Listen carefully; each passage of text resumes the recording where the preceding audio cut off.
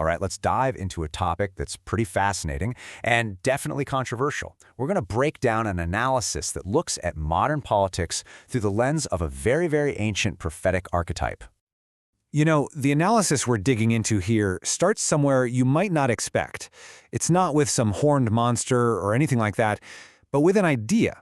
The idea of the Antichrist as a counterfeit savior, a figure the world doesn't just accept, but actually embraces with open arms. And this right here is the absolute key to the whole argument.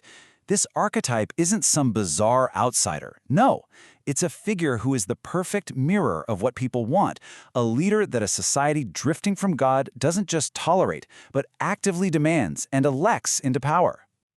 So, to really get what this analysis is saying, we first have to look at the prophetic blueprint it's using as a foundation. Think of it like a checklist that forms the basis for all the comparisons that are about to come. Now, the source zeroes in on this really specific timeline for this figure's rise and fall. It's a 7-year period known as the Great Tribulation, and it's split right down the middle. The first 3.5 years are all about building power, and then, in the second half, the figure's true evil nature is finally revealed for all to see. So it's not just about a timeline. The source also lays out this kind of character profile. We're talking about someone who's completely uninhibited, morally bankrupt, somebody who rejects traditional faith, and who uses incredibly inflammatory language. And get this, the blueprint even includes this wild detail. The figure suffers what looks like a fatal injury only to miraculously recover, which just blows everyone's mind. Okay, so now that we have that prophetic checklist in our minds, let's get to the real meat of the analysis. This is where the source lays out 7 specific parallels it draws between that ancient blueprint and the public persona of a modern president, Donald Trump. The first connection they make is a really interesting one, and it's all about symbolism.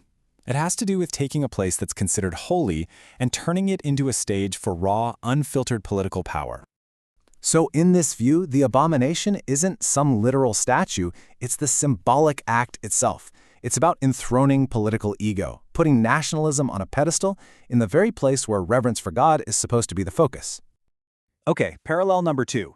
We shift gears a bit, moving from a place to a person. This one hones in on claims of ultimate authority and a leader's view of himself as a kind of chosen savior. And what the source is getting at here is that the prophetic temple doesn't have to be a building.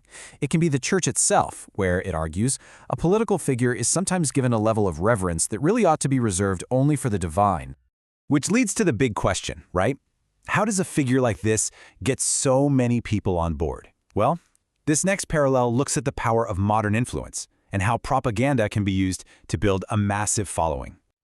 And this really gets to a central question in the source's analysis. How is it possible for millions of people to follow a leader whose actions seem to fly in the face of their own religious values, like humility and truth?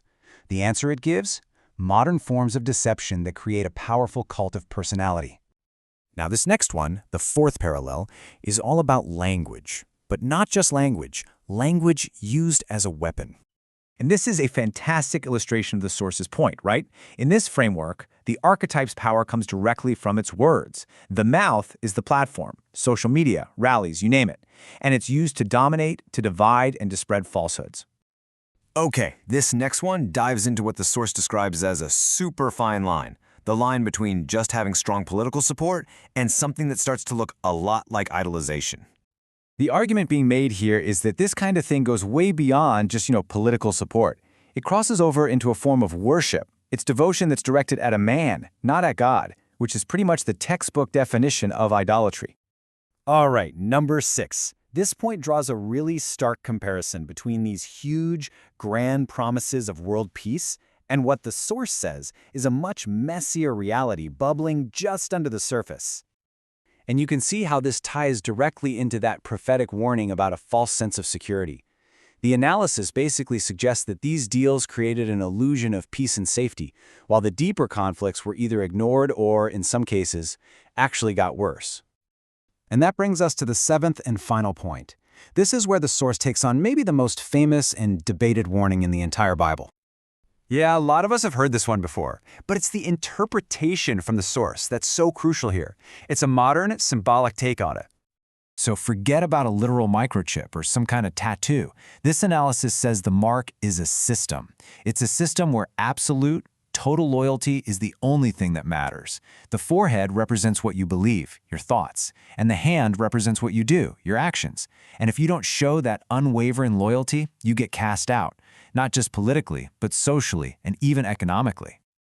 Okay, so we've walked through all 7 of these pretty specific parallels. What's the bottom line? What does this analysis actually conclude? Where does all of this leave us? It all comes down to this, the big question at the heart of the whole thing. And the source actually gives a pretty nuanced answer. Now, it's really important to be clear here. The analysis is not saying this is literally the final person from prophecy. What it's really saying is that we should recognize a pattern of ego being put on a throne, of political idolatry taking the place of faith, and of mass deception becoming the new normal. It's about seeing that archetype taking shape in the world today. And so the analysis leaves us with this one last, pretty provocative thought to chew on. Whether you see these parallels as literal, fulfilled prophecy, or you just see them as powerful symbols, the source argues they show us just how easily the exact conditions that these ancient texts warned us about can be created right here, right now, in our modern political world.